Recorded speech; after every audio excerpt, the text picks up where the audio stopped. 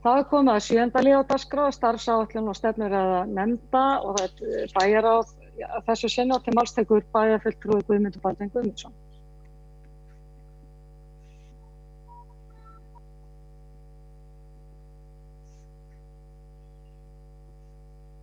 Gleymd að taka mjútið af, byrja aftur. Forseti ágætu bæjarfulltrúar, eins og bæjarfulltrúar munað þá var stefnuræða bæjarráðs flutt í fyrsta sinn hér í bæjarstjórn í september á síðasta ári. Ég gat þess þá í ræðu minni að hlutverk bæjarráðs væri fyrst og fremst fjármálastjórn bæjarins og því væri hinn eiginlega stefnuræða bæjarráðs fólgin í framlagningu fjárhagsáætlunar. En með því að stjórnsýslunefnd var felld niður á árinu 2012 og sameinuð bæjarráði væri eðlilegt að taka slíka stefnuræðu hér í bæjarstjórn. Ég lauk ræðu minni þá á að ég hlakkaði til að flytja þessa stefnuræðu að ári. Það er nú ekki alveg orðið ár síðan en hér er ég komin aftur með stefnuræðu númer 2. Það þarf ekki að tíunda það hér að engan óræði fyrir þeim samfélagsbreytingum sem orðið hafa í kjölfar COVID-19 sem hefur haft veruleg áhrif á alla starfsemi bæjarins og starfsáætlanir og mun það lita ræðu mín að einhverju leyti. Ég mun þó líkt og í fyrra að fara yfir þau helstu verkefni sem hafa verið og eru í gangi á stjórnsýslusviði og koma inn á nokkur verkefni á fjársýslusviði auk þess sem ég mun reifa nokkur önnur mál sem eru á borði bæjarráðs.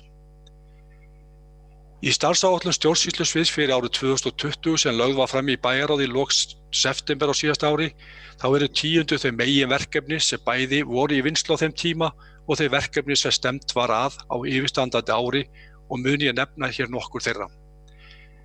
Eitt af stóru verkefnum á stjórnsýslusviði á liðnum árum hefur verið innleiðing á þjónustugáttinni, þar sem íbúar og starfsmenn geta á auðveldan hátt átt rafræn samskipti við stjórnsýslu bæjarins. Í máli mínu í september kom fram að okkur miðaði vel og að stefnt væri að því að koma fasteignagjöldum undir íbúagáttina, koma inn samskipti við skipulagssvið auk þess sem unnið væri að frekari þróun. Þetta hefur gengið eftir og í byrjun árs var farið í kynningaherferð á þjónustugáttinni og í kjölfar þess hefur notkun gáttarinnar stóraukist. Í kjölfar COVID hafa svo verið teknar enn frekari skref og nú síðast hafa umsóknir fjárhagsaðstoð verið rafvæddar. Ég vænti þess að við sjáum það raungerast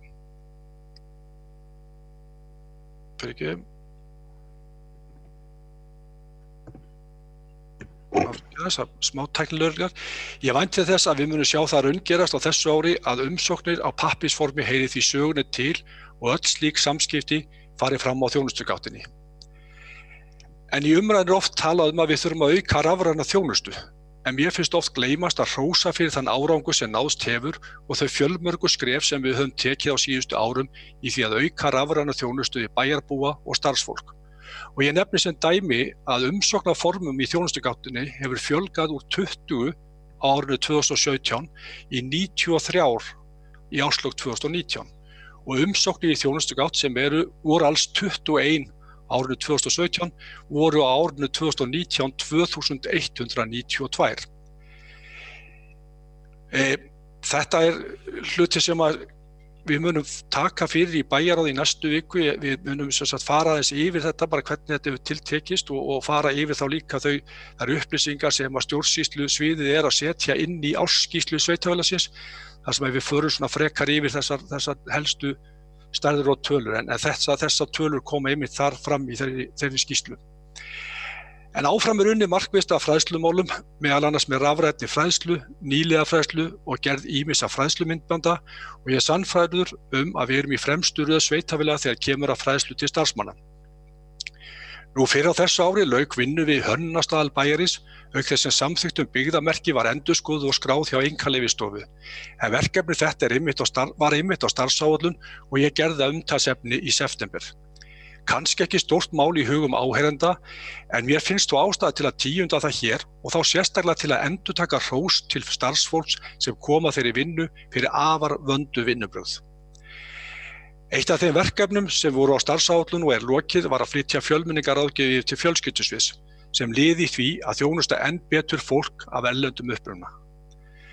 Þá hefur verið unnið í umfangsmiklu skönnunarverkefni í þeim tilgangi að koma öllum launa- og starfsmannagögnum í rafrænt form og stefnt að því að setja enn meiri kraft í það verkefni á næstu mánuðum og vonandi sjáum við þetta klárast sem fyrst. Þá unnið að því að innleiða nýtt umsagnar- og ráðningarkerfi og gert ráð fyrir verklokum á þessu ári. Hvoru tveggja mun þetta leiða til aukinnar skilvirkni og hagræðingar á launadeild og hjá stjórnendum stofnana, auk þess að auðvelda alla fjarvinnu sem hefur sýnt sig að mikilvægi ljósi atburða síðustu vikna. Verkefni íbúalýðræði fór á stað á síðasta ári og reyndist mjög gagnlegt, en verkefni tengdist rekstri strætisvagna og mun nýtast í vinnu við endurskoðun á leiðakerfinu. Þessu fyrsta verkefni lauk nú í mars, en áfram verður unnið með þá reynslu sem ávænst í því verkefni og vonandi sjáum við frekari verkefni á komandi misserum í íbúalýðræði. Ég vil nota þetta tækifæri hér til að þakka bæjarfulltrúa Sóleyju Björk sérstaklega fyrir en hún stýrði vinnu við íbúalýðræðisverkefnið. Ég vil líka nefna hér þróunarverkefni sem unnið að í mötunni til Ráðhúss þar sem tilraun hefur verið gerð með fyrirfram skráningu með það að markmiði að draga úr matarsóun. Þá hefur verið tekið í notkun tölvukerfi til skráningar á úttektum starfsmanna í mötunni til Ráðhússins og unnið að því að koma því upp hjá öllum stofnunum bæjarins sem eru með mötuneyti. Hér hef ég aðeins tæpt á nokkrum verkefnum sem stjórnsýslusviði á yfirstandandi ári. Það ljóst að það ástand sem ríkir í samfélaginu í kjölfar kórónuveirunnar hefur sett ýmislegt úr skorðum en hins vegar hefur það líka orðið til þess að við höfum tekið mörg skref fram á við í rafrænni tækni og þjónustu. Má sem dæmi nefna að á fjölskyldusviði var hafist handa við að nota fjartækni til að veita skjólstæðingum fjölskyldusviðsins sérhæfða þjónustu, svo sem ráðgjöf til fatlaðs fólks og aðstandenda. Verið að undirbúa sama verklag í heimaþjónustunni sem heyrir undir búsetusvið.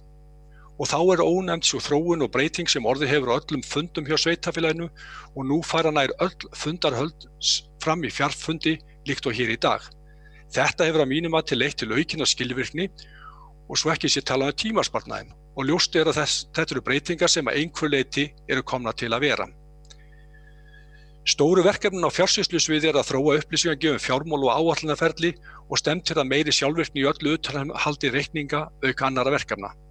Það skoðun mín að við þurfum að gefa í þarna tímabundið, auka við sérfræðikunnáttu og koma hlutunum hraðar áfram með það að markmiði að auka skilvirkni og hagræðingu og munum við óska eftir því við bæjarstjóra og sviðstjóra fjársýslusviðs að þeir leggi fyrir bæjarráð tillögur hvernig staðið skuli að þessu.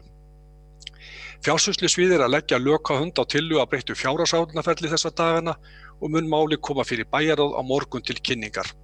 Tillagan gerir ráð fyrir því að einfalda verkferla og koma á markvissari vinnu við fjárhagsáætlun. En á öðrum málum á vettvangi bæjarráðs. Óhætt að segja að síðustu vikur hafi viðbrögð við COVID haft mikil áhrif á störf okkar bæjarfulltrúa, bæði á vettvangi bæjarráðs sem og bæjarstjórnar.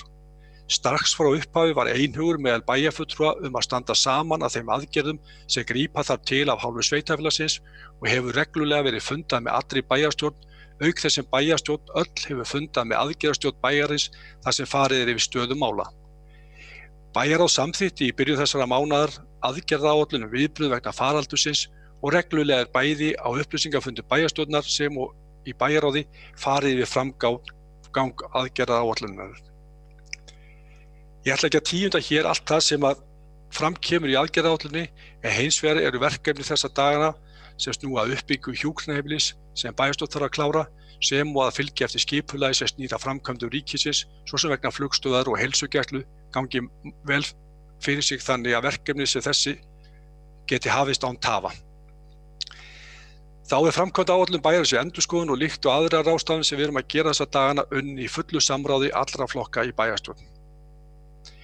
Í tengslum við framkvæmdaáætlun liggur fyrir að taka ákvörðun framtíðarhúsnæði allra stjórnsýslu sveitarfélagsins. Skipað var hópur sem ætlað var að greina framtíðarþörf stjórnsýslunar en málið hefur lítið þokast. Á sama tíma höfum við hafið gagngerðar endurbætur á neðstu hæð Ráðhússins. Greiningar á framtíðarþörf hefur ekki enn verið lögð fyrir bæjarráð en við munum setja málið á dagskrá bæjarráðs í næstu vikum. Stærsta áskorunin hins vegar fyrir sveitarfélagið að takast á við tekjufall sem bærinn mun óneitanlega verða fyrir vegna ástandsins.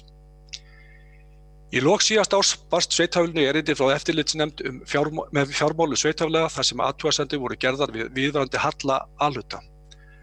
Þetta kom nú fram hér í umræðinu áður ársreikningi.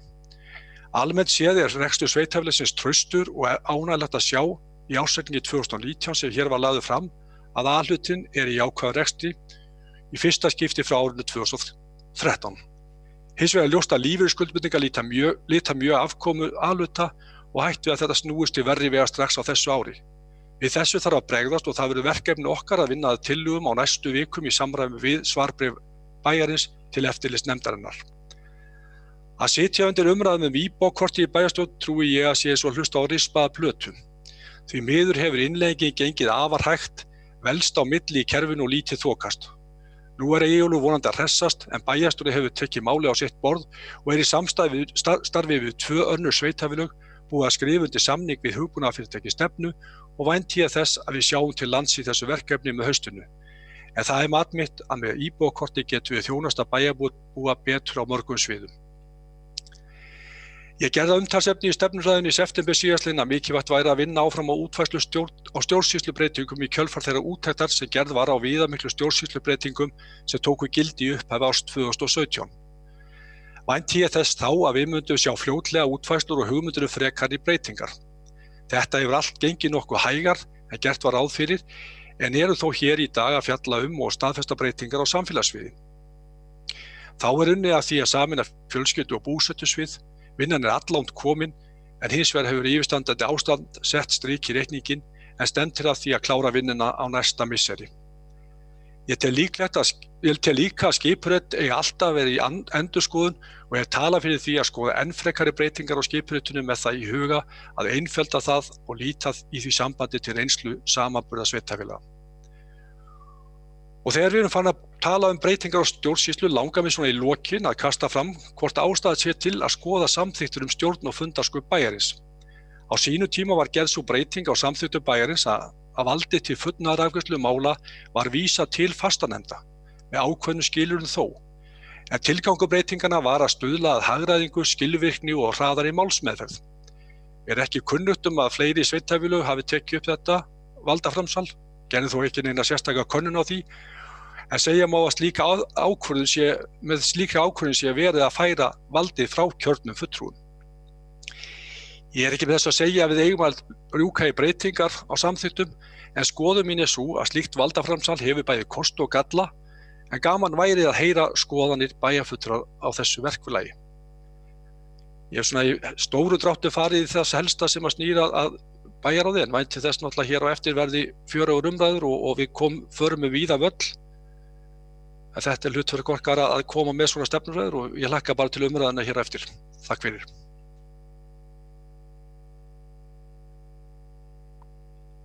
Það bæjarfulltrúi Guðmundur Baldvin Guðmundsson, lokið málsínu, orðið laust. Næst tekur til máls bæjarfulltrúi Eva Hrund Einarsdóttir. Já, forseti og ágætu bæjarfulltrúar. Ég vil byrja á því að þakka bæjarfulltrúa Guðmundi Baldvini og formanni bæjarráðs fyrir stefnuræðuna. Ég veit eins og allir aðrir að auðvitað eru óvissu tímar og kannski erfitt að horfa fram í tímann, þannig að erfitt kannski að setja fram stefnu á þessum tíma, enda kannski var þessi stefnu ræða meira svona þau verkefni sem hafa verið á borðinu og mörg verkefnum fór svolítið yfirferð kannski yfir hvað búið, en ég vil bara líkt og bæjarfulltrúi Guðmundur fagna því sem vel gert og vil það sérstaklega nefna rafrænu stjórnsýsluna. Við höfum talað mikið fyrir því hversu mikilvæg hún og það mjög jákvætt að nú séu flestar umsóknir verða komnar í rafrænt form og gaman að heyra að notkunin sé meiri. Það væri samt áhugavert að vita hversu margir íbúar bæjarins að nota gáttina. Nú að fara í markaðssetningu á henni. Þetta alltaf sömu aðilarnir eða eru mjög margir sem bara vita ekki ennþá að hún sé til.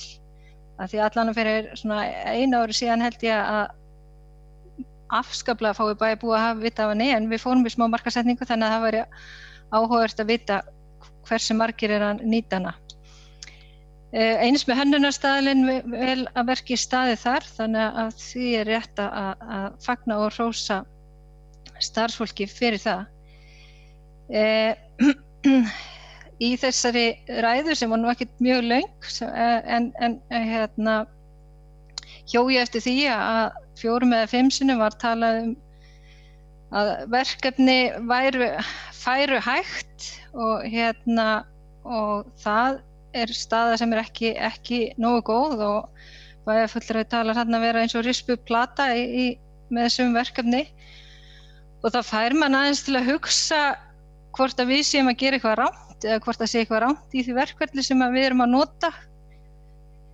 Það að segja, er einhver ákvarðanafælni eða er stefna óskýr, eru óljós markmið, erum við að setja of mörg verkefni á starfsmenn í einu því að ég vil nú meina að við séum svona allra jafna með mjög gott starfsfólk þannig að ég vil nú frekar setja þetta á stjórnun heldur en almennt starfsfólk og þá er það líka spurningin sko hvernig erum við að setja aðgerðaráætlanirnar fram?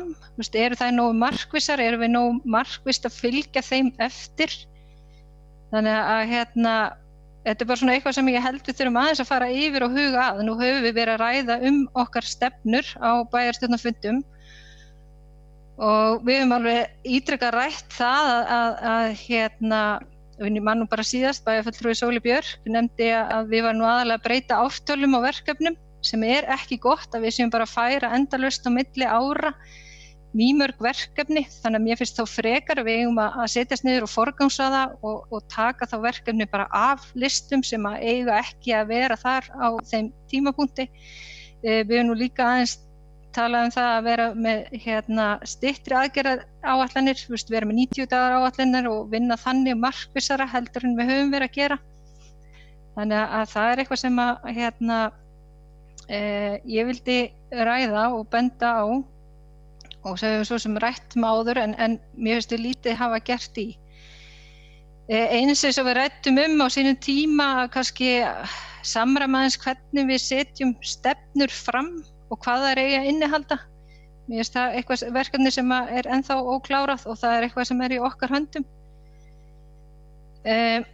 Svo náttúrulega líka á þessum óvissu tímum eins og bæjarfulltrúi Guðmundur kom inn á og þá erum við búin að taka upp framkvæmdaáætlun og yfirfara hana en það líka spurning hvort að allar nefndir ætti ekki að taka upp sína starfsáætlanir og ákveða hverju má fresta, hverju vill pólitíkin að sé ekki frestað og hverju okkur sama að fara aftur á listan því að það eru mýmörg verkefni sem hafa komið upp hjá starfsfólki og önnur verkefni sem þarf að sinna núna heldur en var þannig að pólitískar áherslur eru því að breytast og því kannski rétt að þær umræður séu teknar til hliðsjónar að þeim verkefnum sem voru áætlað að yrðu kláruð á þessu ári.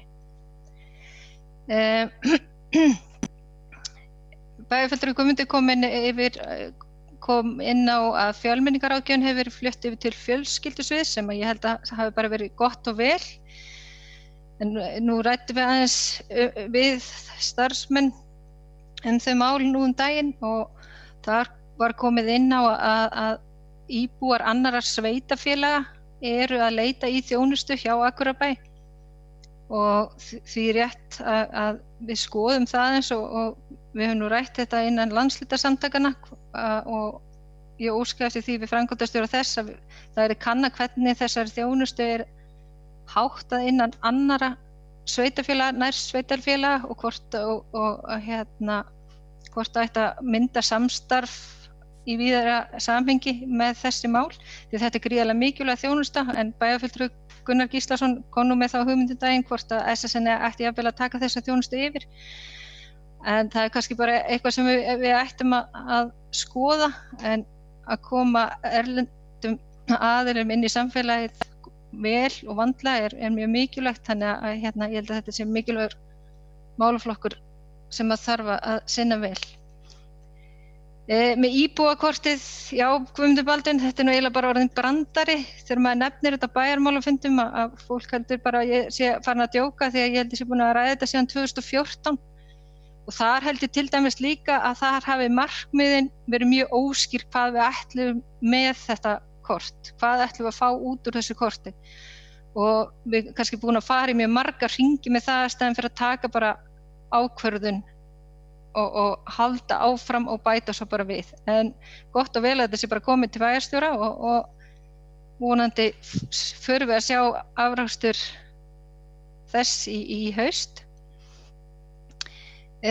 Varðandi fjársýslusviðið, upplýsingagjöf og áætlunarferli, bara mjög gott að það sé styrkt og mér langar bara að þakka fyrir það breyttu áherslu sem að við höfum bent á og hafa komið í gegn eins og að starfsáætlanir væri aftur teknar upp og farið var að fylgjast betur með starfsþróun og starfsmannafjölda og eins að fjárhagsáætlanir séu reglulega teknar upp í nefndum. Mér finnst það bara þakkarvert og mér finnst það bara mjög vel gert. Það sem samt ennþá, það sem að verið var við í nefndarstörfunum að mér finnst ennþá of margar villur vera að leynast inn í fjárhagsáætlunum, að við séum að leiðrétta vel fram eftir ári og jafnvel eftir ári. Þannig að það ennþá eitthvað sem við þurfum að bæta, það mismunandi hvað það stundum það jafnvel bara þörf á að horfa betur á hvernig skipting á milli mánaða, þannig að það jafnvel auðveldi þá nefndarfólki og starfsfólki að fylgja áætlunum að það séu réttar. Þannig að það eitt af því sem við þurfum að horfa á, en ég held líka að með því að fá rekstraraðila inn á fleiri svið þá muni það hjálpa til.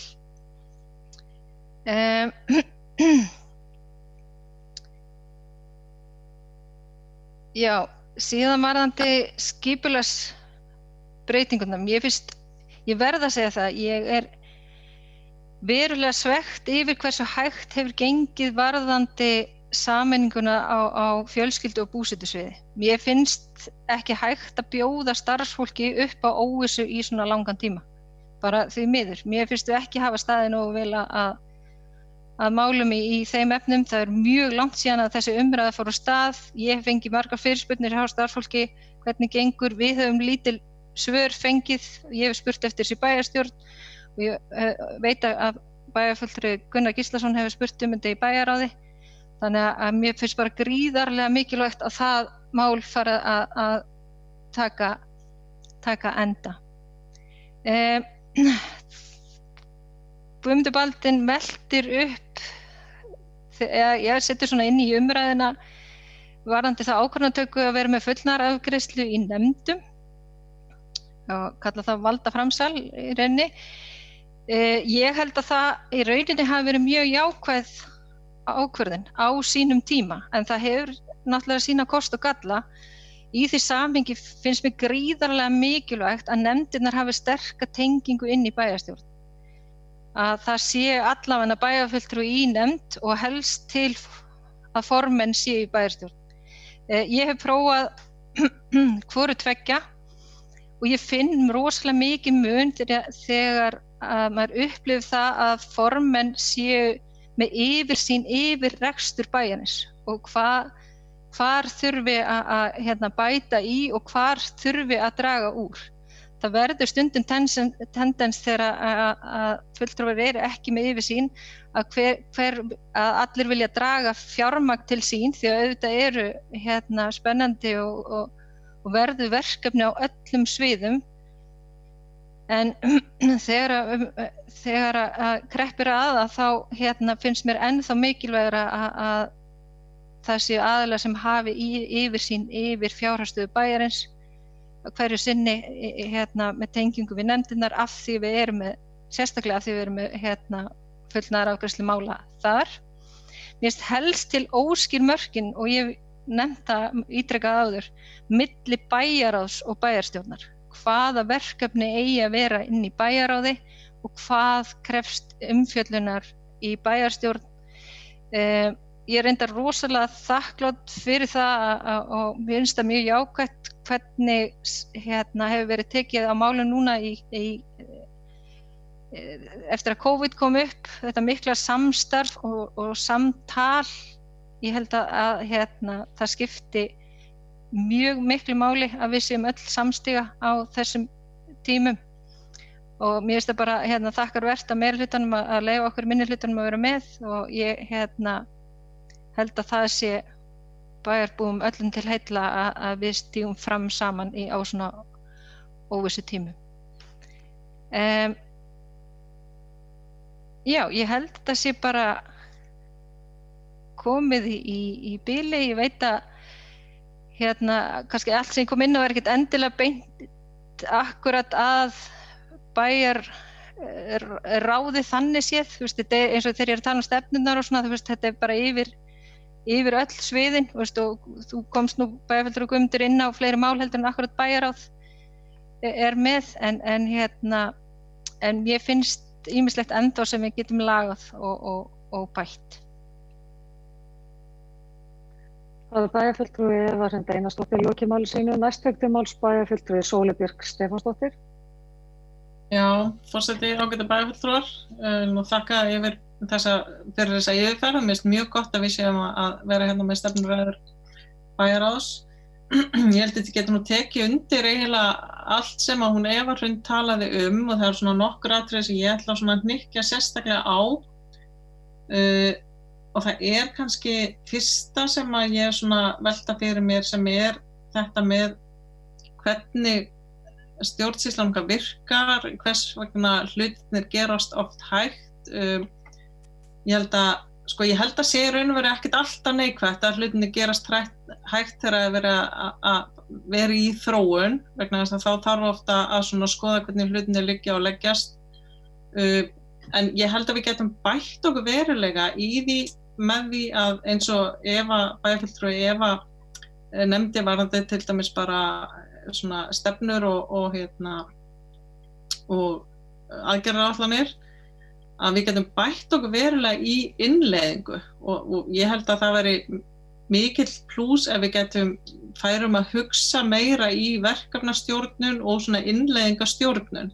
Það að segja við tækjum bara afmörkuð verkefni eða aðgerðaráætlanir og afmarkaða hluta og eins og bæjarfulltrúi Eva nefndi kannski hugsa til styttri tíma og þá færi verkefni í einu, þannig að væri miklu markvissari stjórnun hjá okkur og markvissari innleiðing. Varðandi íbúakortið, þá vil ég nú nefna það að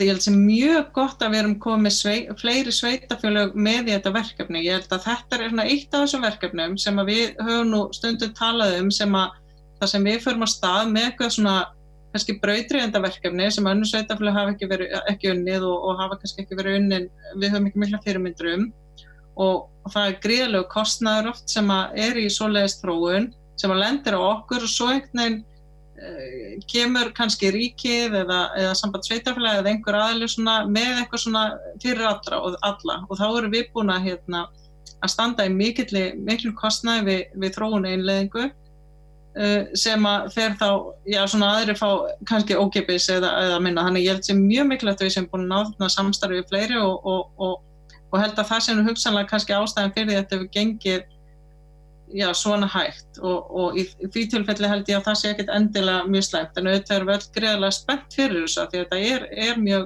held ég muni gagnast okkur mjög vel. Varðandi þetta með valdaframsal til nefnda að þá ætla ég að taka undir með þetta að það kannski ekki nógu sterk tenging og ég ætla bara að segja, ég taka undir milli bæjarráðs og bæjarstjórnar, milli annar nefnda og bæjarstjórnar og milli líka okkar finnst mér, og nú tala ég auðvitað úr minnihlutanum af því að ég ger mig grein fyrir að það örugglega öðruvísi þegar maður í meirihluta eða formaður nefndar, en tengingin yfir í stjórnkerfið finnst mér rosalega lítið og við erum að fagna framþróun í til dæmis rafrænum þjónustu. Mér finnst við ekkert hafa neitt verið svona sérstaklega mikið með puttana í því að vita neitt sérstaklega mikið það. Við höfum brjálæðislega gott starfsfólk sem að sinnir sínu starfi vel og hefur og lætur hlutina rúlla og það bara mjög gott. En mér finnst stundum vanta svona aðeins tengingu inn í bæjarstjórnina þannig að við séum svona nægilega vel svona inn í framganginum og hvað þá að tefja ef það eitthvað að tefja og ég held að við getum gert betur í því og þarna vil ég líka tengja að því ég ekki á því að þetta valda framsal ef það nota það orðið yfir það til nefnda sé slæmt en ég held að segja að það gera það betur og ætla að tengja yfir í íbúalýðræði og íbúasamráð af því ég held að það sé hægt að nýta það miklu betur þetta nefndastarf sem þá áframhaldandi tengingu yfir í íbúana og íbúasamráð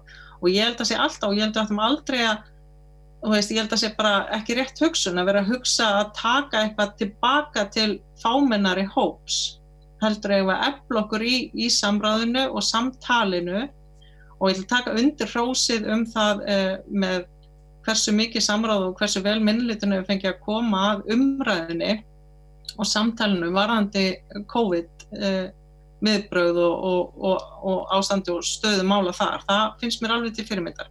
En auðvitað veit ég líka að svona aukið samráð og samtal, það tekur tíma og við erum auðvitað mikið rætt það að þetta starf að vera bæjarfulltrúi og þá sérstaklega bæjarfulltrúi í bæjarráði sé bara eitthvað sem þarf að gefa tíma. Við höfum bætt kjörin þannig að ég held að maður getur lyft sér að taka meiri tími í þetta og þarf þá ekki að leggja eins mikið á sig við að sinna eigin fjáröflun annars staðar getur maður kannski sagt. Þannig að ég held að við erum á þessari vegferð og þess vegna finnst mér finnst að þetta ekki að vera að líta tilbaka í að þrengja samtalið. Við eigum að fylgja þessu eftir með því að útvíkka það frekar. Og ég held að þetta með svona þess að takmörku upplýsingagjöf og samræði sem fer fram milli stjórnkerfisins sjálfs og svo hinna pólitísku fulltrúa, það þarf að bæta það líka inn í nefndunum. Og þar kannski kemur þá aukin vinna inn í nefndastarfi og við þurfum bara að skoða það hvernig við ætlum að svona útfæra þetta. En þannig að ég segi bara förum frekar í hina áttina. Ég held að sé ekkert meira í bili frá mér, takk. Það var bæjarfulltrúi Sóley Björk Stefánsdóttir lokið málsinu og ég ætla að gera örlítið fundarhlé, 5 mínútur svo fólk getur fengið sér kaffi eða vatn eða eitthvað og komið aftur ferskt inn í umræðuna.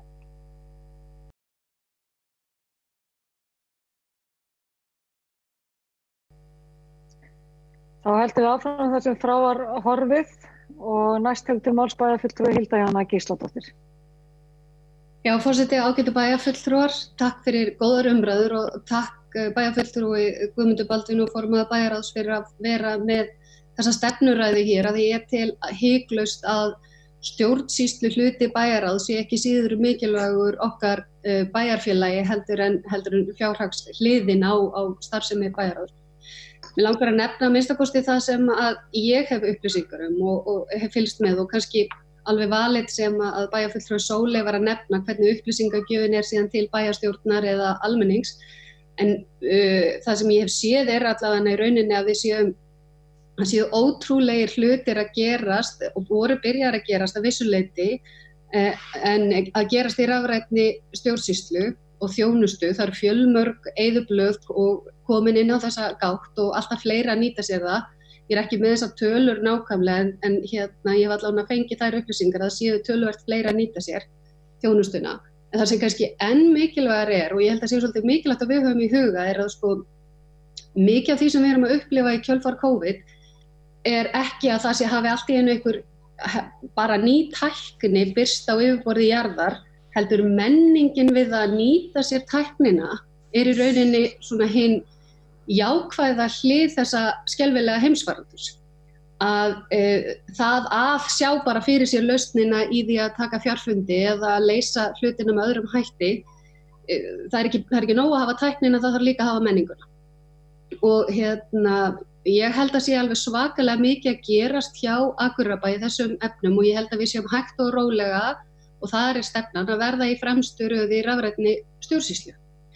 Og ég mjög glöð sérstaklega að vita að stefna fyrirtæki sé að vinna í þessu íbúaappi En ég líka hugsi yfir bara tæknimálum og tækifærum í nýsköpun svo ég fari aðeins út fyrir bæjarráð og ég fer þangað aftur inn, en tengist þessu samt beint sem eru tækifærin í nýsköpun og nýsköpun ekki síður í opinberri stjórnsýslu, hvað varðar það að nýta tækni eins og til dæmis í velferðartækni. Ég vil nefna þar að í sóknaráætlun okkar landshluta einn af áherslunum í atvinnumálum nýsköpun í velferðartækni. Og ég held, og skilaboðin frá ríkisvaldinu líka, og þar við fylgst með þeim úrræðum sem þau eru að horfa til. Þar nýsköpun og koma fjármagn í vinnu í nýsköpun bara töluvert mikil áhersla, þannig að þetta talar svolítið vel saman og þarna tel ég að við getum verið að stíga stórtæk skref og ættum að gera. Ég vil líka taka undir það, ég var svo ánægð með að því að í fyrsta lagi kannski það að meiri og minni hluti vinni svona vel saman. Mér finnst við okkur bara bera öll skylda til þess að vinna sameiginlega fyrir sveitarfélagið okkar og taka ábyrgð á tímum COVID. Það mín skoðun og ég þakklát fyrir að við séum öll búin að vera reiðubúin til þess, þrátt fyrir ólíkar skoðanir kannski í einhverjum hlutum. En ég held að svona bæjarbúar almennt væru ánægðir með það og bara vil þakka bara okkur öllum fyrir það. Þetta svona tími til þess að virkilega láta hendur standa fram úr ermum gagnvart samfélaginu okkar.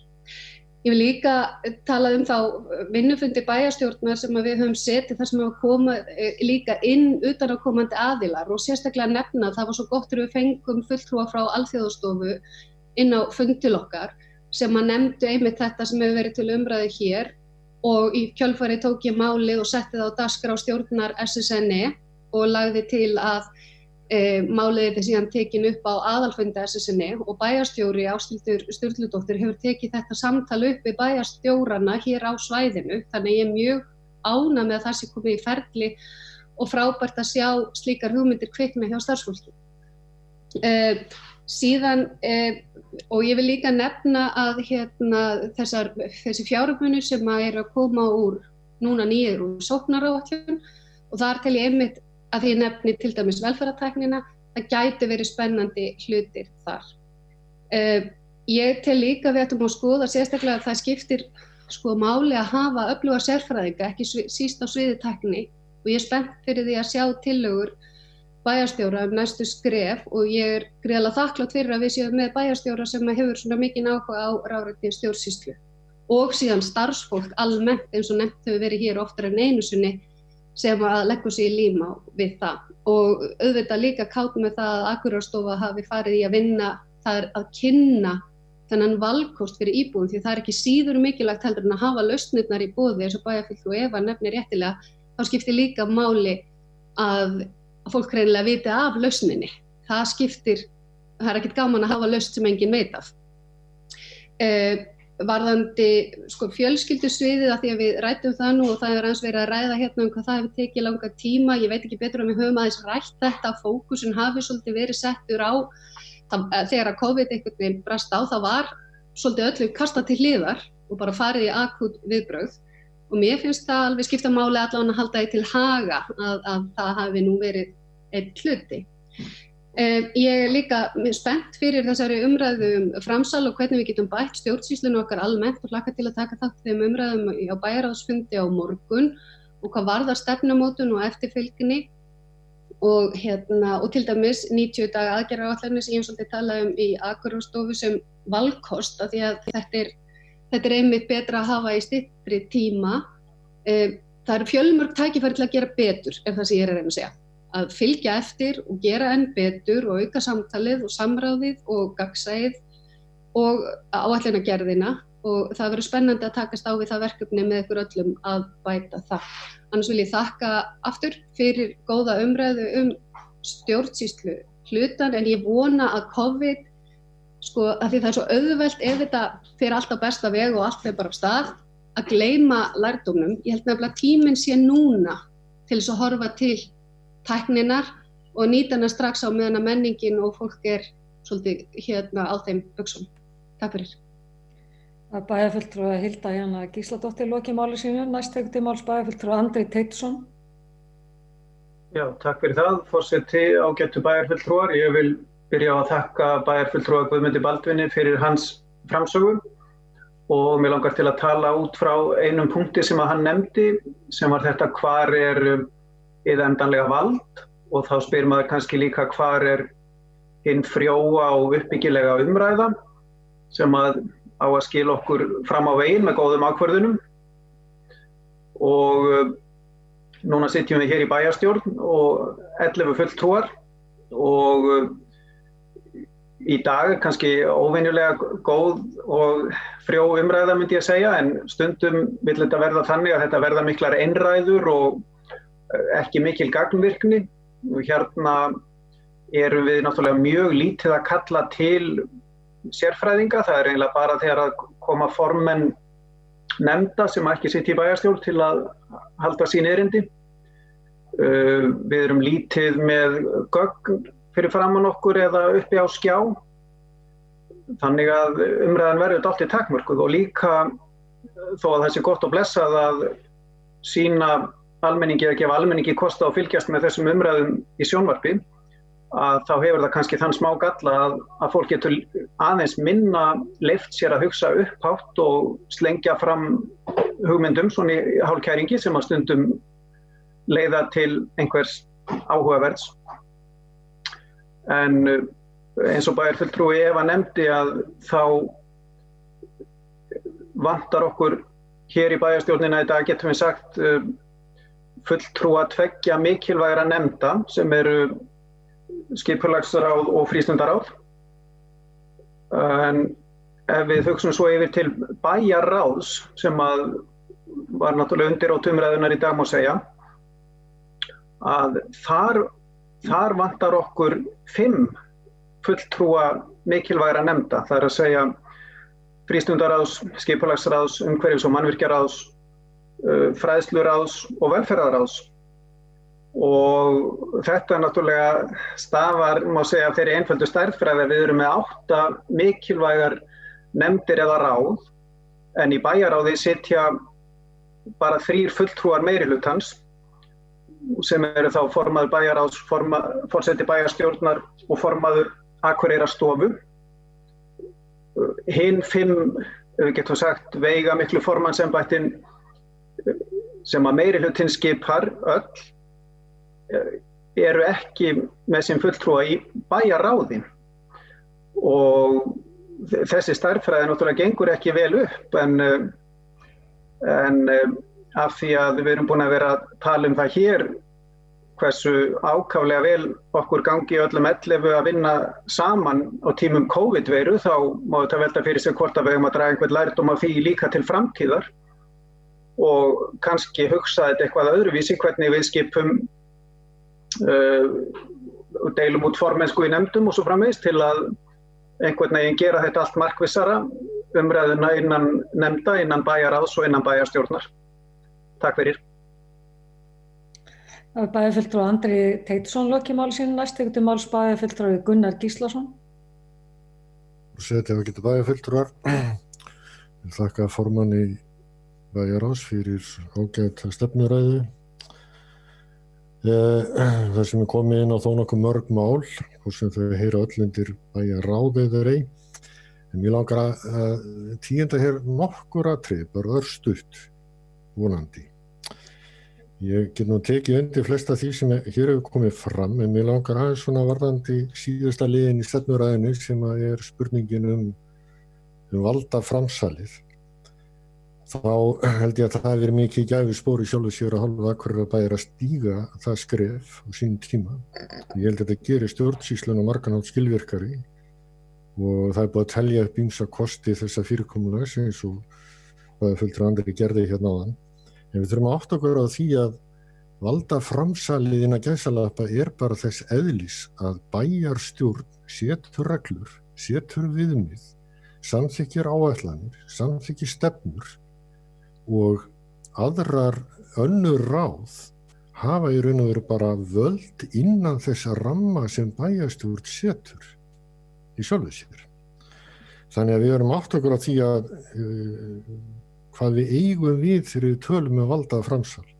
Svo eru ráðin í dag með þá formlega heimild til að taka endanlegar ákvarðanir mjög mörg mál sem hafi í raun ekkert inn til bæjarstjórnar að gera, bara ekki neitt. Og ég held að það yrði bara mikil afturför að breyta þessu og ég held að stjórnsýslan yrði miklu svifasetni ef við gerðum það. En auðvitað hefur þetta margar áskoranir í förmið sér sem við þurfum bara að takast á við og vinna með og leysa úr.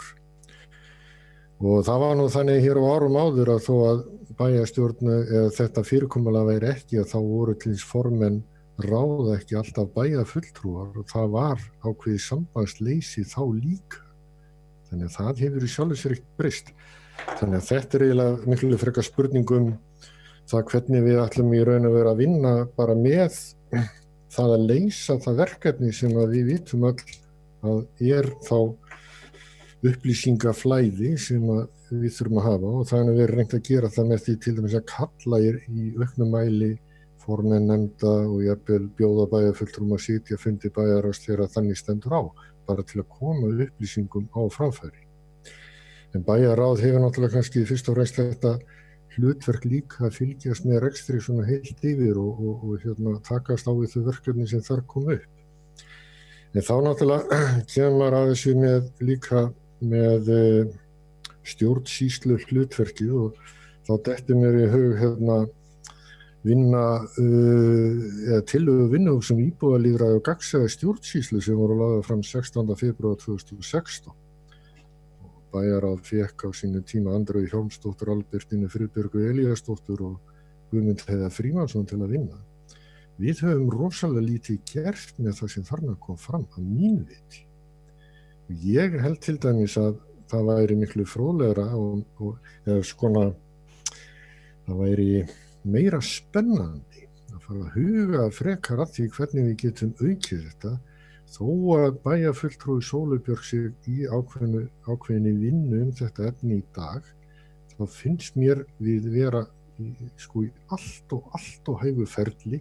Við gætum stigið mjög mörg góð skref inn í aukið íbúðalýðræði og aukið gagnsæi sem hefur vissulega aukist töluvert á síðustu árum.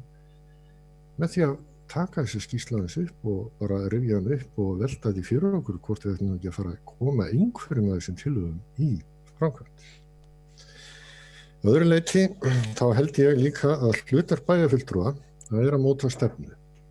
Síðan ráðinn bæjarstjóri og það eru sviðstjórar eða stjórnendur og það eru starfsmenn sem ætlað að framfylgja stefnunni. Okkar hlutverk þá náttúrulega það að fylgjast með því að það gerist. En við hefum ekki verið með puttana með beinum hætti með nokkrum móti í því. Það hlutverk þeirra sem hafi ráðni til þeirra verka sem ég nefndi að koma þessi framkvæmd. En eftirlitshlutverki verður aldrei tekið frá okkur með þeim hætti og það kannski ástæða til þess að við séum betur upplýst það sem að gerast. Og það náttúrulega bara eitt af meginatriðum breytingastjórnunar og hún má ekki taka langa tíma. COVID hafði ekkert með það að gera mínu viti. Takk. Það bæjarfulltrúi Gunnar Gíslason lokið máli sínu, ég ætla að biðja varaforsetann að taka við stjórnina og gefa mér orðið. Bæjarfulltrúi Halla Björk Reynisdóttir tekur til máls.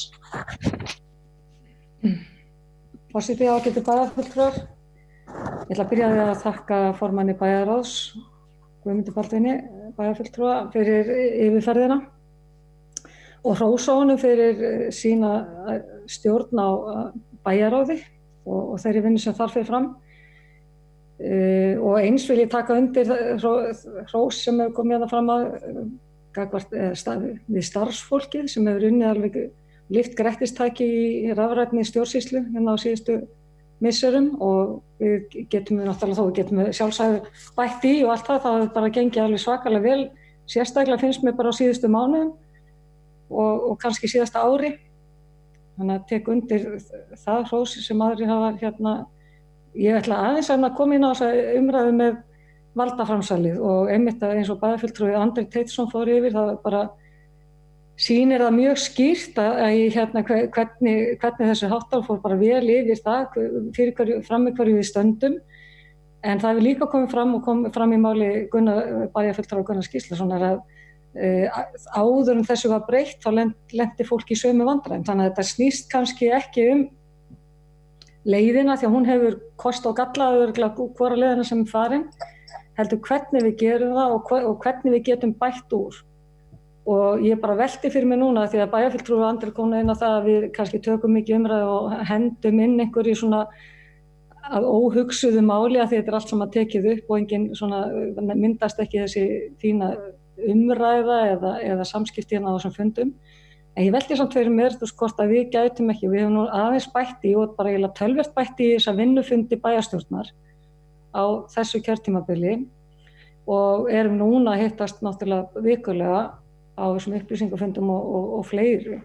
Hvort að við gætum einhvern veginn hugsa það saman, betri þá leiðir til þess að vinna meira, þar að segja bæjarstjórn vinni meira þetta og sinni þessu stefnumótandi hlutverki sem við erum í og við höfum nú verið að fara yfir stefnurnar og það eitt og sér ágætt en það svona gagnvart ýmsum málum sem ákvarðan að taka sé kannski meira eða umræðan sé meira hjá okkur. Hvort sem hún fer fram á þessum bæjarstjórnarfundum sem ég held að einhver leyti hamli svona gerjun á hugmyndum, bara þetta form sem slíkt allavega það hamlar allavega mér, ég tala fyrir sjálf mig og ég held að fólk svona slengi einmitt ekki bara mér dettur einhver vitleysa í hug, ég ekkert að setja hana fram hér til þess að einhver geti tætt hana í sig í ræðustól, heldur ger ég það frekar á lokuðum fundi þar sem ég get bara svona spjalla og sagt, neða, ok, ég skil, þetta var vitleysa. Þannig að við ættum öll saman einhvern veginn að reyna að finna út úr því hvernig við getum þá bætt það kerfi sem við höfum ef við viljum ekki breyta því þar að segja. Og hvernig við getum þá virkjað fleiri og ég held eins og bæjarfulltrúi Sóley Björk kom inn á að við ættum að frekar að gera meira í þessu eða heldur en minna og værum ekki að draga valdið til okkar. Ég held að það snúist í sjálfsögur ekki valdið, það er það sem við erum að ræða í framsali valds.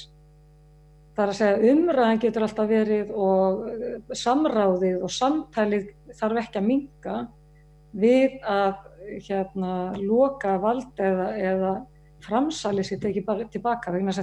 Eins og mér skilst þetta hafi verið hérna í bæjarstjórn áður og ég veit það ekki hvernig það var fyrir breytingar, ég hef ekkert kynnst öðru en þessu. Að þá var verið að taka fyrir bara fundagerði nefnda og það var samþykkt í bæjarstjórn og þetta var svona afgreiðslufundir hinar ýmsu fundagerði. Núna þær bara lagðar fram til kynningar og við samþykkjum vissa liði bara ekki. Hvort að það er verra eða betra, ég bara veit ekki að því ég þekki ekki hina leiðina. Mér fundist þetta ágætt, en þetta veldur því samt svolítið að bæjarstjórn sem að við setjum þá 11 bæjarfulltrúar í, hún svona kannski einhver leyti ekki að sinna nógu vel því sem hún ætti að vera að sinna minnumati. Þannig að allavega held ég að við getum gert betur. Ég langaði bara svona velta því upp umræðana og við ættum kannski að taka það á vinnufundi ef það er ekki nógu þægilegt að ræða þetta hér. En hvernig við getum breytt einhvern veginn svona verklaginu og þetta snýst verklag og samtal að mínumati þarf ekki að draga úr því þó við breytum einhverju í afgreiðslu forminu. Það var ekki fleira. Svo bæjarfulltrúi Halla Björk Einarsdóttir loki málu sínu og færi inn eftir stjórn fundarins. Takk fyrir það. Næst tekur til máls bæjarfulltrúi Guðmundur Baldvin Guðmundsson. Forseti ágætu bæjarfulltrúar. Byrjaði að þakka fyrir mjög skemmtilegar og góðar umræður þessa stefnuræðu bæjarráðs og í rauninni eins og fram hefur komið máli bæjarfulltrúa þá hefur við svo farið víða völl og það var líka í minni ræðu, þetta var ekkert alveg allt einskorðað við verkefni bæjarráðs og kannski aðeins að byrja því að það sem ég var að tala og ég minnst á í ræðu minna að það væri nú svona ýmislegt sem að gengi full hægt og það kannski ekki beint að því sem stýrað stjórnsýslu sviðinu slíku. Við vitum alveg með íbúakortið, það er búið að vera, eins og bæjarfulltrúi hefur komið inn á, þá er það búið að vera frá árinu 2014. Hins vegar var þetta, menn markmið kannski voru ekki alveg ljós, svo kom nú álit bæjarlögmanns á því að að við getum nú ekki verið að hygla íbúðunum okkar með sérstökum íbúðakorti, en ég bara fagna því að sú ákvörðun sem við tókum núna síðast var, eða sem er því það farveg sem við erum að setja þetta með íbúðakortið, að það er komið á borð bæjarstjóra og sem hefur unnið vel í þessu og er búin að koma eins og fram hefur komið upp samstarfið við 2 önnur sveitarfélög og ég held að það sé leiðin til þess að hlutinni verði markvissari og búið að gera samningu stefnu og þegar ég talaði bæjarstjóra fyrir þennan fund að þá sagðist hún vonast til að við færum að sjá eitthvað með haustinu í þessu, þannig að þetta er bara handa við horni vonandi og við getum síðan nota þetta íbúðakort og fært okkur út og útvíkka það. Þannig að við erum eins og bilu plata eins og ég sagði en við erum samtíðinni aðeins bara að farin að koma inn á geisladiskin, þannig að þetta er alltaf að koma falla í rétta átt. Ég talaði líka að stjórnsýslubreytingarnar hefðu gengið hæga fyrirseldin, ég hefði vonað og talað það í ræðu minni í september að þar hefðu við viljað sjá hlutina fara að gerast. Það eru svona ákveðnir ástæður fyrir því að það hefur ekki gengið eftir, við erum samt þó búin að taka þetta og ég fagna því að við vorum að ganga frá breytingu á skipuritu samfélagssviðsins, en hins vegar erum við ennþá eftir að klára þetta með fjölskyldusviðið og bæjarstjórinn sagði mér það að akkurat að þetta hefði verið komið bara mjög langt, þannig að þetta, eins og ég sagði ræðinu, ég trú að þetta gerist bara núna næsta misseri, þetta COVID svolítið setti strik í reikningin og við þurfum líka eiga þessu umræðu sem ég hef líka talað að við þurfum að klára, að það er hvernig við ætlum að hafa stjórnsýsluna hjá okkur í hvernig húsakynnum og það er eitthvað því sem við í bæjarstjórn og bæjarráði þurfum að ræða. Það kannski sá má kannski segja að flestir sem að töluðu eftir Eva fór nú kannski svona hvað víðast ræðu það punkt sem ég talaði en flestir fóru í rauninni inn á þessa umræðu sem ég kastaði fram síðast valdaframsal og hvernig við sæjum þetta fyrir okkur. Ég kastaði þessu fram vegna sem ég finnst bara ástæð til þess í rauninni að velta þessu upp. Þetta er orðið held ég 12-13 ára gamalt þetta form og það er margt breyst og kannski ástæða til að velta því fyrir sér hvernig hlutinni eru hjá okkur. Það er þannig að maður heyri bæjarfulltrúa tala það að það sé til að mynda í bæjarráði sé verið að taka einhverjar ákvarðanir og þeir vita ekki sé ekki nógu vel inn í því og það er alveg rétt en það er alveg á sama skapi þá erum við með í rauninni í öllum nefndum og ráðum þá erum við kannski bæjarfulltrúar bara ekki nógu vel inn í málum nema þá að menn geta lesið sér til og spurt sitt fólk en hins vegar verður aldrei neinn frjó umræða mjög mörg mál í bæjarstjórn. Mál sem eru teknar ákvarðanir í nefndum vegna þess að þau hafa bara fullt leyfi til þess að ganga frá ýmsum málum. Það er rétt sem að bæjarfulltrúi Gunnar komið þó inn á að það er alveg skýrt það hvað þau mega fjalla og það er kannski líka eitt sem að við þurfum hvernig sem að umræðan velkist hjá okkur þá þurfum við kannski skerpa betur á þessum heimildum sem að ráðin hafa. Þannig að það sé alveg skýrt að þeirra ákvarðan að taka sér í samræmi við fjárhagsáætlun og sé í samræmi við stefnuna og starfsáætlanir. Þannig að menn séu í rauninni ekki að taka aðrar ákvarðanir en það hefur þó gerst í kerfinu hjá okkur að það hafa verið teknar einhverjar ákvarðanir hluti sem að svona kannski og þá nefni ég sérstaklega í sambandi við framkvæmdir. Að það er kannski, en við erum að reyna að skerpa á þessu núna og höfum verið að kalla eftir viðaukum við alla framkvæmdir og bæjarfulltrúi Andri sem er formaður umhverfis- og mannvirkjasviðs, hann hefur tekið þetta mjög föstu tökum þannig að ég nú vona því að við séum svona kannski að sjá bætt vinnubragð í því að þetta er svona hluti sem að kannski kom ekki beint inn til bæjarráðs eða bæjarstjórnar til umræðu heldur bara gerist og bara sem dæmi að þá vorum við að tala hér ársreikning á fundinum í dag og þar sjáum við að framkvæmdir ársins eru undir fjárhagsáætlun og hvaða ákvörðun var tekin og hvaða hlutir eru við ekki búin að framkvæma sem við ætluðum að gera og svo framvegis. Þetta hefur kannski aldrei átt sér stað nein bein umræða í bæjarstjórnum þessi atriði. Þannig að það er ýmislegt svona sem mér fannst ástæða til að kasta svona aðeins fram í þessu. Það er líka, ég get alveg sagt okkur það í þeim tillögum sem að koma frá fjársýslusviði einföldun á fjárhagsáætlun að þá í rauninni verið að svona kannski draga vinnuna meira til fjársýslusviðs og starfsmanna ráðana, það sviðana réttar sagt, að þessi svona grunnvinna sé meira unnin þannig og til formanna og svo bæjarráðs og eftir atvikum bæjarstjórnar, þannig í rauninni að það sé skýrara hvaða uppleggi kemur frá bæjarstjórn og bæjarráði. Ástæðan fyrir þessu er svo að gegnum tíðina þá hafa náttúrulega verið komið upp, við bara þekkjum þá frá því fyrr á síðasta árið, það var að leggja fram fjárhagsáætlun og svo gerist einhverja breytingar og þetta var aftur kallað inn í ráð og nefndir voru orðin alveg, mörg hver orðin alveg snarrugluð á því hvað var að gerast og það var eitthvað sem var pínulítið vond. Við til að mynda í þessum tillögum sem að fjársýslusvið kynnti fyrir mér og bæjarstjóra í gær og verður lagt fram í bæjarráð á morgun til kynningar, af því að við ætlum ekki að samþykkja þetta 1, 2 og 3, menn að verða að fá að kynna sér þetta. Þá sem sagt færum við svolítið fjárfestingaferilinn aftur, þar að segja við færum hann fjárhagsrammin, að það er ekki verið að gefa út fjárhagsramma að vori eins og hefur verið gert og tekjuáætlun, heldur verið það gert með haustinu, þar að segja í ágúst, og það mun gera það verkum að það hefur verið ekki þannig að það menn hafa gefið út fjárhagsramma og tekjuramma í apríl, maí og svo hafa menn eitthvað verið að föndra með það og síðan í rauninni hefur það þurft að endurskoðast allt þegar líður á árið og við hefum bara veltum hreinlega fyrir okkur og það er niðurstaðan svo að tillagan gerir ráð fyrir að við séum bara að fara í þetta seinna en séu þá komin með tölu sem að kannski gefa okkur betri hugmyndu hvernig staðan og þá til að mynda Hagstofan komið með sína spá og fleira þannig að við séum í rauninni að vinna þetta öðruvísi. Þannig að þetta breytt verklag og verður gaman að taka umræðu þetta í bæjarráði og sýnist örlega hverjum í þessar umræðu en við erum vonandi með þessu að ná markvissari vinnubrögðum í þessu öllu saman. Ég held ég svo kannski þetta varðandi valdaframsalið, þetta var nú bara svona til þess að fá einhverja skemmtilega umræður hlutina. Ég held að þetta sé, og ég sagði það nú í ræðu minni, að hvernig sem að þá væri þetta ekki breytingar sem að menn stykki á stað með, menn þurftu að taka þetta og þetta að vera mjög að yfirlegu ráði.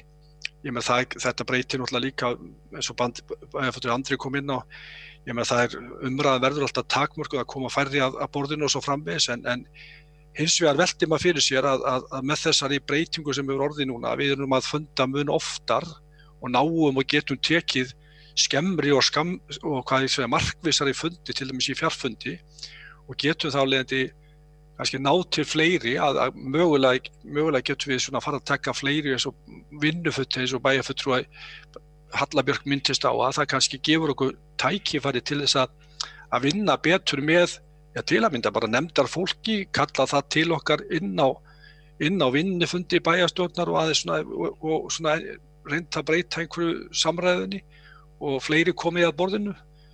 Það getur líka verið að sé bara mjög sniðugt í rauninni að við vitum það að það er oft erfitt að fá marga einstaklinga inn á, sérstaklega í þeim húsakynnum sem við erum í núna varðandi bæjarráð. Það getur vel verið að það sé bara ráða að taka meira menn inn í fjarfundi á fundi til okkar og geta þar lefandi gefið mönnum kosti á að vera með á fundum og koma allstaði að úr bænum á þess að þurfa að vera að ferðast og að taka allt of mikið tíma í það. Þetta er bara svona hugmyndir og vangaveltur. En ég held líka að það sem að bæjarfulltrúi Halla og ég held að Andri hafi komið inn og líka og fleiri hafa minnst á, og það er náttúrulega varðandi það hvernig svona umræða sem á sér stað í bæjarstjórn, hvort hún geti verið hamlandi eða ekki, og ég er alveg sammála því það pínulítið svona að menn eru pínulítið að setja upp sparisvipinn á þessum fundum og kannski þor ekki að svona kannski koma með einhverjar villtar hugmyndir eins og einhver nefndi, kannski í galli, en ég held að við þurfum kannski líka bara að vera svolítið djörf og prófa að koma með viltu hugmyndirnar. Það er engar hugmyndir svo vittlausar að það sé ekki óætt að koma með þar, segi ég. Ég ætla að láta máli mínu lokið.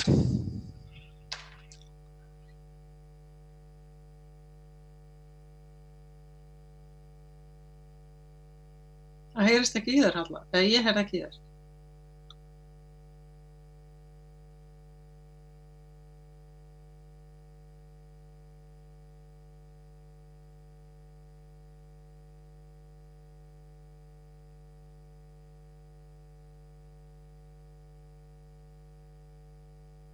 Halla. Já. Heyrist ekkert í þér? Hvað varst að segja?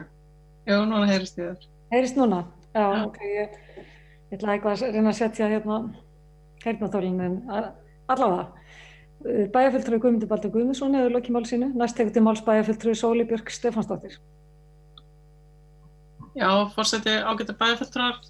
Nú ég búin að setja hérna og hlusta á þessa góðu umræðu, finnst mér finnst það vera mjög góð og einmitt frjóri heldur en umræðan ofta tíðum hérna í bæjarstjórninni og kannski það vegna þess að við sitjum öll í notalaheitum heima hjá okkur í staðinn fyrir að sitja einhvern veginn inn í risastórum sal með meira en 2 metra á milli okkar sem við gerðum nú reynda fyrir COVID, við vorum greinilega undan okkar samtíð þar. Sko, ég sé allavega kost við þetta sem að ég veit ekkert hvort endilega gott að kalla valdaframsal en þessa hugmyndum að taka öll mál eða svona helst mál til umræðu og samþykktar í bæjarstjórn myndi gera auðvitað umræðan í bæjarstjórn miklu líflegri og það auðvitað aukið gagnsæi því vegna þess að þessi afgreiðsla fer fram á lokuðu nefndafundum. Þannig að ég ætla að segja bara ég sé þann kost í því auk þess sem að fyrir hönd minnihlutans vil ég segja að kemur fram þessi miklu kostur að við erum í raun og veru ofta að andmæla og gagnrýna svo það birtist ekkert alltaf en það líka sko að þetta nú oft góð og gagnrýnin umræða sem á sér stað í nefndum og skiptir þar máli inn í hvernig afgreiðslan verður. Þannig að kannski væri þetta hluti á gagnsærri stjórnsýslu þannig ég ætla sko að því ég kannski bara áttaði mig ekki alveg á hugmyndinni sem var verið að fleygja fram. Þannig að ég held að þetta sé eina af þessum hugmyndum sem að væri hægt að skoða svolítið áfram og skoða hverju eru kostur og gallar og hvernig væri hægt að gera þannig að við nýtum kostana og forðuðumst gallana, þannig að það alltaf spurning útfærslu bara. Þannig ég ætla að lýsa því yfir að ég jákvæðari núna heldur en ég var fyrir korteri síðan í þessu máli. En svo langaði mig aðeins aftur inn í þessar stjórnsýslupælingar og þetta sem sko hvert hlutverk okkar sem bæjarfulltrúa, sem kjörinna fulltrúa og eins og hefur verið bent á auðvitað að móta stefnu og kannski við það sem að gera það verkum að manni finnst sko við erum alltaf og við höfum sagt þetta svo oft og ég hef sagt þetta svo oft við erum alltaf að samþykkja einhverja stefnur og jafnvel aðgerðaráætlanir sem að síðan einhvern veginn bara gerast ekkert með og svo bara uppdeitum við ártalið á þessu óreglulega. En við höfum þó allana núna síðustu misserin verið duglegri við að taka stefnurnar og aðgerðaráætlanir til umræðu í bæjarstjórn en það svona í sjálfu sér kannski samt ekki endilega nóg það að segja það þessi innleiðing og þessi eftirfylgni eftir meðstefnunum okkar og aðgerðaráætlanum sem vandamálið og það sem ég átti við með því að þegar ég sagði að væri ekki nógu gott einhvern veginn ekki nógu góð tengsl milli stjórnkerfisins og kjörinna fulltrúa það það að við komum, við missum allt frá okkur og auðvitað vitum við það að við höfum ekki verið með puttana í smáatriðum eins og bæjarfulltrúi Gunnar benti á en einhvers staðar þarna hlýtur að vera leið til þess að við fylgjum betur eftir okkar pólitísku stefnu. En annað var það nú ekki í bili, takk. Bæjarfulltrúi Sóley Björk Stefánsdóttir lokið máli sínu. Næst tekur til máls bæjarfulltrúi Þórhallur Jónsson. Já, forseti ágætu bæjarfulltrúar. Mig langar líkt og aðrir að byrja að taka Guðmundi Baldvini fyrir þessa ágætu stefnuræðu. Svo langar mig að hrósa bæjarstjórninni fyrir bara samvinnuna undanfari mánuði þessum COVID-tímum. Þetta búið að vera mjög lærdómsríkt að fá að taka þátt í öllum þessum fundum og öllu því sem verið að gera. Þannig að fyrir mig sem nýr í þessu þá er þetta mjög jákvætt. Varðandi þetta eina atriði sem að vegast fyrir mér sem að þetta valdaframsal til nefnda eins og Guðmundur Baldvin nefndi að ég sitt nú í skipulagsráði og þar sem sagt formaðurinn ekki bæjarfulltrúi heldur bara á listan og stendur sér alveg með prýði að mínu mati og mér hefur fundist sko sérstaklega í skipulagsráði að þar sé sem sagt mjög mikilvægt að við getum klárað ákveðin mál án þess að það þurfa að taka það fyrir sérstaklega í bæjarstjórna því að það getur tafið málin skilur óþarlega mikið af því að það ekki fundað alveg reglulega þó svo að við höfum gert það núna undanfarna vikur að þá var ekki fundað alveg reglulega í bæjarstjórn og þetta getur tafið verulega mál. Mér finnst sko í skipulagsráði hafa verið beitt ákveðinni skynsemi að ef að það eru mál sem okkur eða formanninu finnst of pólitísk til þess að geta afgreitt að þá höfum við hygglust vísað því til bæjarstjórnar. Þannig að þarna held ég að sé nú hægt að höfða til almennar skynsemi í þessum málum og þetta svona bara það helsta en það eins og þið segja, þessar tengingar inn í nefndirnar eru mjög mikilvægar og væri náttúrulega æskilegt að bæjarfulltrúar væru þarna sem formenn í fleiri nefndum. Fleira var það ekki. Það bæjarfulltrúi Þórhallur Jónsson, lokið máli sinni, næstekti máls bæjarfulltrúi Ingibjörg Ísaksson. Takk, forseti, ágætu bæjarfulltrúar.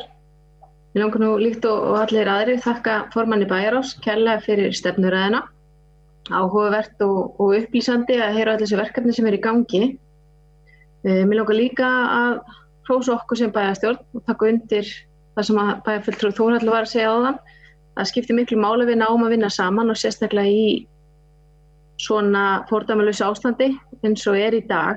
Og leið langar mér kannski líka að nýta tækifæri sem formaður fræðsluráðs því að ég finn mikið fyrir því í mínu ráði og öllum þeim verkefnum sem koma að fræðslusviði hversu heppin við erum með starfsfólk. Þetta alveg ótrúlegt hvað starfsfólk hefur bara í rauninni tekið höndum saman og unnið alveg frábær störf í þessum aðstæðum og mér langar bara til að nýta tækifæri og hrósa þeim. Ég kannski svo eina í bæjarstjórn núna sem að hef upplifað það að bæði eins og fyrirkomulagið á Akureyri, þar sem að fullnaðarafgreiðsla í nefndum og svo hef ég líka upplifað sem sveitarstjórnarfulltrúi í Eyjafjarðarsveit, þar sem að það ekki fullnaðar samþykkt, þetta fyrir allt lagt fyrir sveitarstjórn. Ég get alveg sagt það að mín upplifun af báðum fyrirkomulaginu bara góð. Þetta hefur kosti allt saman og þetta hefur galla. Sem sveitarstjórnarfulltrúi í Eyjafjarðarsveit þá voru allar fundargerðir lagðar fyrir til umræðu og samþykktar og oft á tíðum urðu bara mjög góðar og innihaldsríkar umræður þessi verkefni og mál en þar að leiðandi líka voru kannski fá önnur mál sem komast á dagskrá. En þetta verður líka til þess kannski að við skoðum þetta betur en ég kannski geti bæjarfulltrúi Guðmundur Baldvin svara mér hér en mér minnir að það sé líka þannig að við bæjarfulltrúar megum óska eftir því að þær fundargerðir sem eru lagðar fram til kynningar fari sérstaklega til umræðu í bæjarstjórn á þeim fundi, það ekki rétt hjá mér? Kannski já, ég held það nefnilega, þannig að við getum líka kannski verið duglegri að taka fundargerðir fyrir og ræða tiltekið mál sem að koma þar fyrir til þess að fá þessar djúpu umræður og upplýsandi umræður því að allar umræður í ráðum og nefndum auðvitað lokaðir fundir þannig að það kannski enn meira upplýsandi fyrir bæjarbúa að þetta sé tekið upp til umræðu í bæjarstjórn og þar leiðandi get ég alveg tekið undir þessa hugleiðingu eins vilt hugmynd og þetta hjá bæjarfulltrúa Guðmundi Baldvini að þetta geti kannski verið áhugavert að skoða þetta enn frekar. En í því ljósi líka að hann kom inn á það að við getum kannski fundað oftar, kallað til einstaklinga inn á fund og svoleiðis. Bæjarráð hefur alveg verið mjög duglegt með að boða okkur hina bæjarfulltrúana á fundi undir viss mál sem til umræðu þá hverju sinni, sérstaklega fjárhagsáætlun og fleira. Það svona spurning hvort þetta ástand hjálpa okkur líka til þess að geta fengið að vera áheyrnarfulltrúar á fleiri bæjarráðsfundum. Taka þannig þátt í umræðunni að minnst okkur öll að vera upplýst hana. En annars það ekkert meiri bili. Bara þakka kærlega fyrir góðar umræður. Það bæjarfulltrúi Ingibjörg Ísaksson lokið máli sínu, næstekti máls bæjarfulltrúi Gunnar Gíslason. Forseti ágætu bæjarfulltrúar, mér langaði bara rétt til að bregðast í því sem að bæjarfulltrúi Ingibjörg kom inn á. Það að sjálfsögðu þannig og hefur alltaf verið að við getum óskað eftir umræðum einstökum mál í fundargerð. Ég held að getum ekki kallað eftir því að heilu fundargerðirnar séu teknar en við getum alltaf óskað eftir því að ákveðin mál í fundargerð annars séu tekin fyrir og rædd. Og það alveg rétt að þarna örugglega óplægður akkur hjá okkur en kannski við bara sátt við þær afgreiðslur sem að hafa verið í ráðunum og þess vegna ekkert að kalla þetta meira umræðu þessi mál, hvort þið Svo langaði mér bara að því að ég glemdi þínu áðan að taka undir það að þessi vinnubrögð sem við erum ástunda núna, meira og minni hluti eftir að COVID kom upp, það er náttúrulega í fyrsta lagi bara algjör grundvallar skylda okkar allra að standa okkur í því og standa sem heild í því að standa að einhverju skynsamlegum ákvörðunum. Og ég bara þakka meiri hlutanum sjálfsögðu fyrir það að stíga þá allavega það skref. Það var ekki sjálfgefið í sjálfið sér að gera það. Ég held að sé okkur öllum til hagsbóta frekar en að við stöndum hér og torgum og rífumst ákveðin mál. Aðalatriði að ræða sig niður á einhverja góða niðurstöðu og sættast því svo við það ef við náum ekki heildarsátt, þá allavega einhver málamiðlun í gangi og ég held að það sé bara gríðarlega mikilvægt að við höldum þessu áfram. Þetta kannski það samráð sem við höfum aldrei verið að kalla eftir og sem hafa ekki alltaf skilið þegar við höfum verið að klára umræðum fjárhagssamall. Gott mál. Takk fyrir. Bæjarfulltrúi Gunnar Gíslason lokið máli sem næst tekti máls bæjarfulltrúi Hlynur Jóhannsson. Forseti, ágætu bæjarfulltrúi. Ég ætla líkt og aðra að byrja að þakka Guðmundi fyrir, hún leiðist mér ekki að blæra. En með að framselja svona vald, ég horfi svolítið á ráð og nefndir bara eins og þegar maður ræður fólk í vinnu, maður ræður fólk sem maður treystir, er með það þarna inni og þarna eru allir með vonandi fólk sem treysta og gott fólk. Þannig að ég sé nú ekki ástæðu til að taka þetta tilbaka eða vera að ræða heilu fundagerðirnar inn í okkur. Ég held líka í samvændi við hvernig búið að vinna í þessari bæjarstjórn að þá það nú þannig að við erum öll kosin til þess að gera gott fyrir bæinn okkar. Við skulum ekki gleyma því og ég held að eftir að hafa talað við mitt fólk í mínum flokki að þá held ég að minnihlutin hér komist nú næst í að vera í meirihluta með á mörgum öðrum stöðum. Við fáum allavega alltaf að koma að málum og segja það sem okkur finnst. Við kannski skiljanlega tökum ekki alveg ákvörðuna sjálf þar sem við erum ekki í meirihluta og það er bara skiljanlegt. En ég held að þetta sé unnið svona á sem bestan hátt miðað við meiri og minnihluta. Eitt sem ég ætla samt að vera ósammála ég ætla að vona að þessum fundum fara að ljúka, þessum blessuðu fjarfundum. Þeim muni ljúka 4. maí. Mér finnst þeir alveg afspyrnulegir. Og það sem ég sakna svolítið á fundum er það að maður sér alltaf öðruvísi hvernig fólk er að tala og hvað það meinar þegar maður situr með fólk á fundum eftir að sitja fyrir framan þessa tölvu. Ég vona bara að bæði forseti bæjarstjórnar og formaður bæjarráðs hætti þessu bulli eftir 4. maí. Takk fyrir mig. Bæjarfulltrúi Hlynur Jóhannsson lokið máli sínu. Næst tekið til máls bæjarfulltrúi Guðmundur Baldvin Guðmundsson. Bara kannski aðeins bara til að ljúka þessu umræðu. Ég held að séum flestir, nei, ekki allir þurrausnir en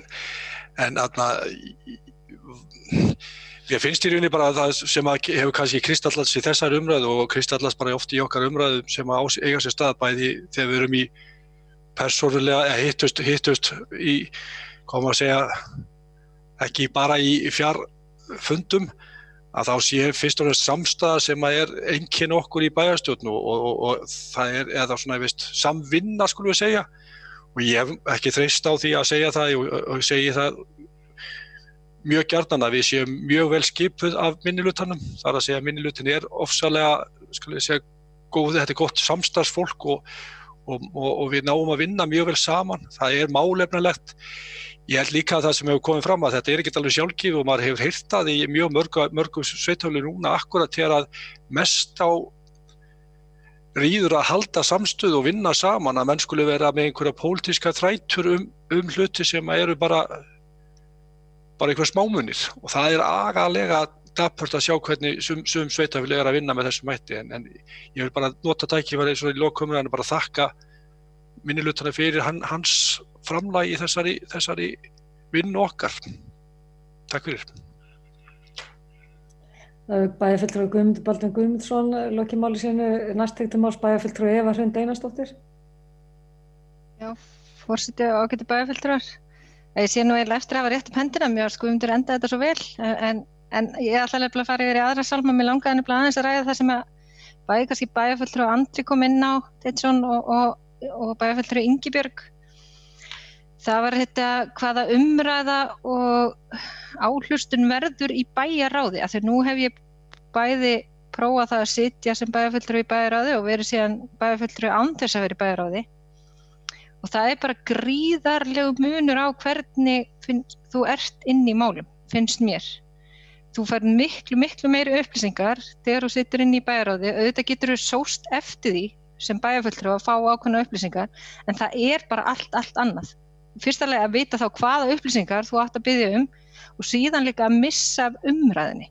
Bæjarráðið náttúrulega svo nefnd sem með yfirlit yfir allan rekstur bæjarins. Þannig að kemur yfir mjög vítt svið. Þannig að þar liggur mikið samtal og mikil umræða. Og þannig að ég vil bara taka undir með bæjarfulltrúi Ingibjörgu þetta með að fleiri verði áheyrnarfulltrúar í bæjarráði. Við höfum nú rætt þetta áður. En ég held að yrði frekar til bóta heldur en trafala. Og ef að fólk hrætt það að umræðan verði of löng, að þá bara þýðir það að fundarstjóri þarf bara að stýra styrkri hendi þar inni, eða þá bara að það sé áheyrnarfulltrúar án þess að vera með málfrelsi. En ég held að því við erum að tala auki lýðræði og auki samtal, að þetta getur líka breytt málum til hins betra. Það bæjarfulltrúi Eva Hrund Einarsdóttir lokið máli sínu, orðið laust. Sem fleiri hafa ekki kvatt sér hljóðs, þá segir við þessari umræðu lokið, kannski rétt, bara að því að nýta mér það í forseti og get tekið orðið. Það sem kom fram hjá bæjarfulltrúi Hlínu Jóhannsssyni með næsta fund og fundar hvort það er fjarfundur eða ekki. Næstu fundi bæjarstjórnar verður í fjarfundi, en síðan munum við snúa til fyrra horfs.